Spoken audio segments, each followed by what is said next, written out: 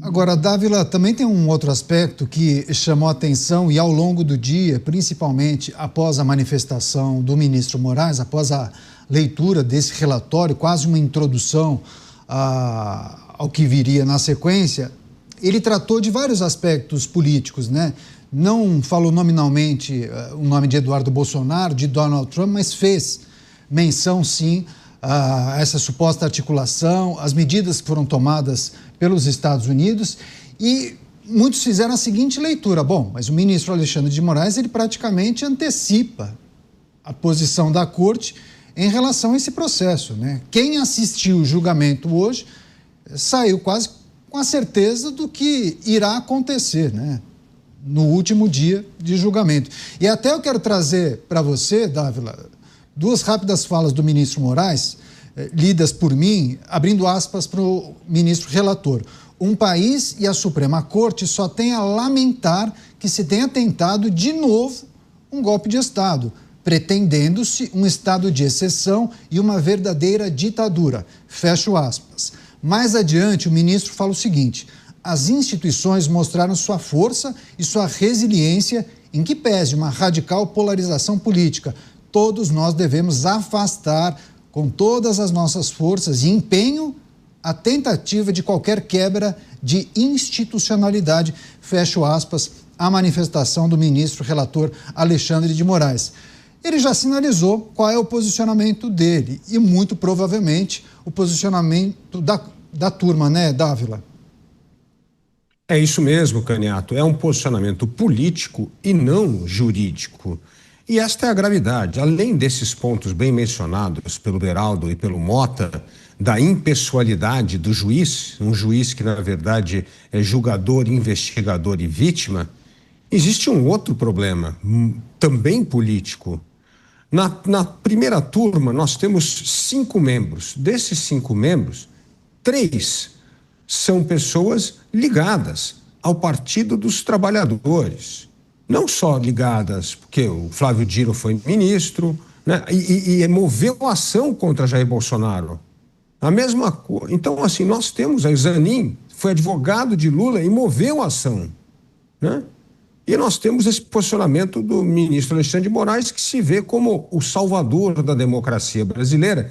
E para salvar a democracia brasileira, é preciso colocar o Estado Democrático de Direito de lado, a Constituição de lado, porque vivemos um regime ou um momento excepcional na história do Brasil que precisa um salvador da pátria. E salvador da pátria é o relator do processo. E mais do que isso, Caniato, é a ideia de que é preciso acabar com a tal da direita. Aliás, todo mundo, quando se refere de direita, tanto no Supremo quanto na política, principalmente no governo Lula, é sempre extrema-direita. Nunca teve uma direita. Parece que no Brasil não existe uma direita sensata. É tudo extremista.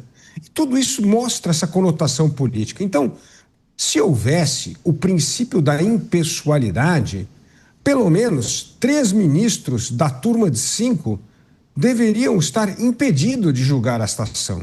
E isso faria, evidentemente, que a ação fosse ao pleno, que é o lugar onde ela deveria ser julgada.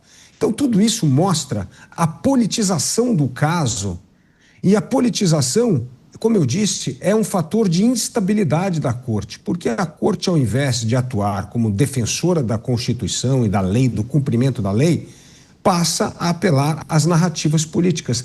Narrativa é demonstrada tanto no discurso do ministro Alexandre de Moraes, quanto na longa leitura da Procuradoria-Geral da República com o Gonê. Então, assim, ficou claro a leitura política. É uma leitura política que eles fizeram. E leitura política pode ser feita por jornalista, por parlamentares, por governantes, mas não deveria ter sido feita pelo Procurador-Geral da República e muito menos por um membro relator do Supremo Tribunal Federal, que deveria olhar unicamente para os aspectos constitucionais. Então, Caniato, tudo isso mostra um processo viciado pela política.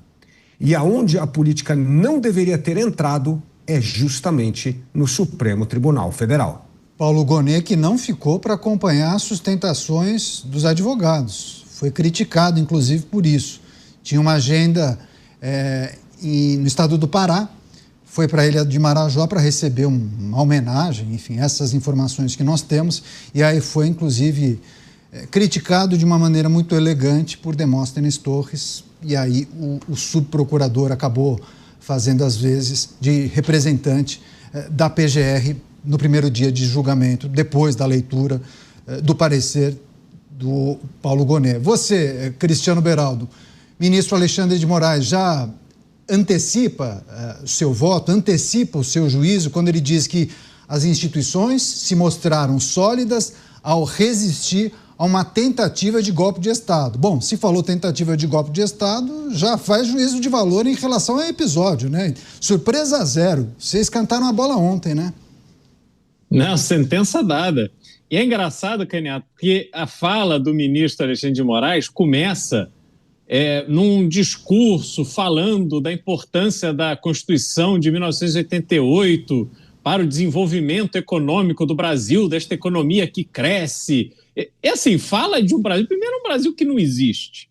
Segundo, uma Constituição que obviamente deu errado, porque até salário dos enfermeiros, com todo respeito aos enfermeiros, está na Constituição. Agora, vamos mudar a Constituição para proteger o político picareta. Então, obviamente, essa Constituição deu errado. E ela deu errado, sobretudo, porque permitiu ao Supremo Tribunal Federal para expandir os seus poderes, expandir a sua atuação, tendo os outros dois poderes, executivo e o legislativo, quietinhos, amedrontados. Eles ficam ali recuados, encostados na parede, com medo da reação do Supremo Tribunal Federal. Então é óbvio que o Brasil, pós-Constituição de 1988, deu errado. Um Brasil que sofre hoje com um número gigantesco de analfabetos funcionais. Um Brasil que sofre hoje com esse achaque produzido no ambiente bancário com taxa de juros exorbitantes que tomam, sobretudo dos mais pobres, 400% de juros ao ano no cheque especial e no cartão de crédito. Esse Brasil que não entregou saneamento básico para as pessoas. 50% da população brasileira sem saneamento básico. Esse Brasil onde mais de 40 mil pessoas são assassinadas, perdem as suas vidas a troco de nada, porque mais de 90% dos homicídios não são esclarecidos. Este Brasil em que mais de 50% do cigarro consumido é contrabandeado do Paraguai, que todo mundo sabe e ninguém impede que aconteça. Esse Brasil que se tornou exportador de cocaína, uma cocaína que vem da Colômbia e da Bolívia, atravessa o Brasil inteiro e vai embora pelos nossos portos e aeroportos. O Brasil dos escândalos de corrupção, que agora os corruptos são perdoados. Aliás, tivemos na semana passada, Caniato, uma notícia que não deu tempo de comentar, de Paulo Bernardo, mais um livre, leve e solto, como se a Lava Jato não tivesse acontecido, como se os crimes descobertos, confessados na Lava Jato simplesmente desaparecessem. Então, isso tudo, Caniato, é o Brasil da vida real, mas não é o Brasil da Praça dos Três Poderes, não é o Brasil do jatinho da FAB, não é o Brasil dos escritórios de advocacia dos parentes ganhando centenas de milhões de reais de honorários. O Brasil de hoje, da vida real, é o Brasil que assola os brasileiros que não conseguem recorrer à justiça porque de onde deveriam enxergar a justiça sendo preservada, vão constatando as injustiças, a manipulação da justiça, aquela justiça inalcançável para quem não tem milhões na conta para fazer um cheque de pagamento de honorários antecipado, que não vem com essa história de ganhar no sucesso não, que eles não trabalham com isso. Portanto, o Brasil está destruído e eles ficam ali romantizando, passando o batonzinho, pintando as unhas de vermelho para parecer um Brasil sexy. O Brasil não é sexy. O Brasil é o Brasil de Belém da COP30, com um motel cobrando R$10 mil a diária. O Brasil é esse vexame internacional que se abraça com Xi Jinping e pede: Xi Jinping, manda alguém para vigiar as redes sociais no Brasil. Esse é o Brasil de verdade. E eles aplaudem isso porque é neste Brasil de Araque que eles reinam como imperadores. Então, Caniato, o Brasil deles não é o nosso. Pois é, os réus respondem por 5 crimes: tentativa de abolição violenta do Estado Democrático de Direito, tentativa de golpe de Estado, participação em organização criminosa armada, dano qualificado, deterioração de patrimônio tombado. E aí tem uma outra manifestação do ministro Moraes dizendo, viu, Mota, que a Suprema Corte vai condenar aqueles réus contra os quais há provas e inocentará os demais, abrindo aspas para o ministro relator. Existindo provas, acima de qualquer dúvida razoável, as ações penais serão julgadas procedentes e os réus condenados. Havendo prova da inocência ou mesmo qualquer dúvida razoável sobre a culpabilidade dos réus, os réus serão absolvidos. E assim se faz justiça. Fecho aspas, a manifestação do ministro Moraes.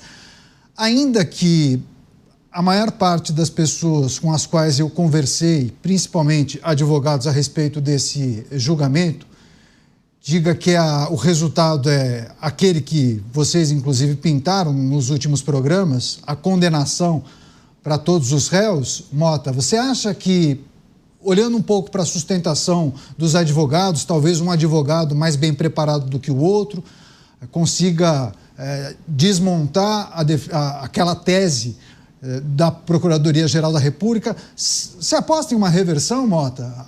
Algum bom advogado talvez consiga comprovar que o seu cliente não tem absolutamente nada a ver com a suposta trama golpista? Veja o seu microfone, por gentileza.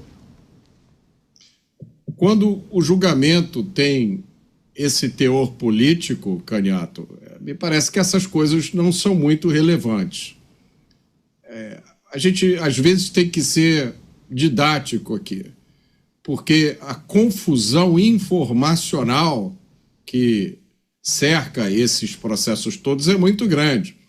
Então, eu pedi a um amigo jurista que listasse o que, na opinião dele, são os maiores problemas com esse julgamento e com esse processo. E ele me disse, primeiro, uma violação da separação das funções, porque no sistema acusatório que vigora aqui no Brasil, há uma separação clara entre o que se chama de função persecutória, ou seja, é quando você investiga para poder montar uma acusação ou você acusa para obter uma condenação, e a função jurisdicional, que é a função de julgar.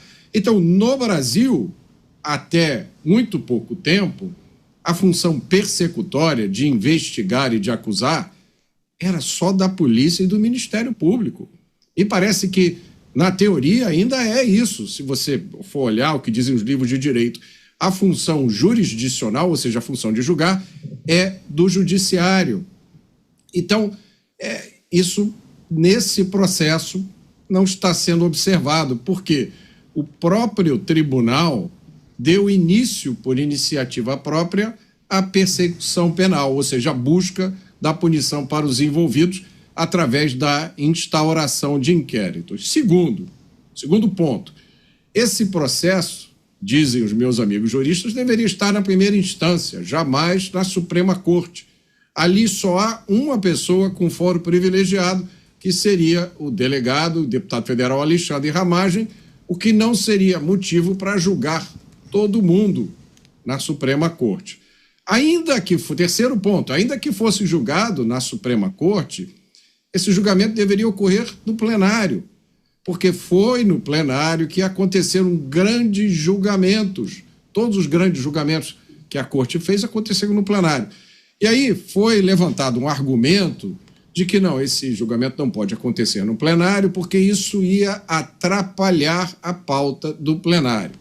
E aí, um dos meus amigos juristas perguntou com muita propriedade, mas se a pauta do plenário não pode ser afetada por conta talvez do julgamento mais importante no Brasil das últimas décadas, julgamento de inúmeras autoridades, inclusive um ex-presidente, por conta de uma suposta tentativa de golpe de Estado, se isso não é motivo suficiente para atrapalhar a pauta do plenário, ele pergunta, para que serve exatamente o plenário, então? Outro ponto, a primeira turma, essa turma que está conduzindo o julgamento, tem 3 juízes que deveriam se declarar impedidos. Um, porque era supostamente alvo de um dos crimes planejados, e os outros 2, porque atuaram em processos contra o réu mais importante. Outro ponto, o ex-presidente Jair Bolsonaro e boa parte das pessoas desse chamado núcleo duro, núcleo 1, enfim, estão sendo acusadas de atos protegidos pela liberdade de expressão, a despeito de muitas pessoas não gostarem desses atos, acharem que eles são de mau gosto ou antidemocráticos. Eles são protegidos pela liberdade de expressão, que é quando você pensa, quando você conversa, quando você debate a possibilidade, a lei não pune isso. Quando manifestantes comunistas vão às ruas do Brasil pedir a instalação da ditadura do proletariado, já fizeram isso inúmeras vezes. Inúmeras vezes. Professores universitários comunistas já deram entrevista, podem procurar, está gravado aí na internet, defendendo o fuzilamento da classe média, ou coisa pior. Essas declarações são protegidas pela liberdade de expressão.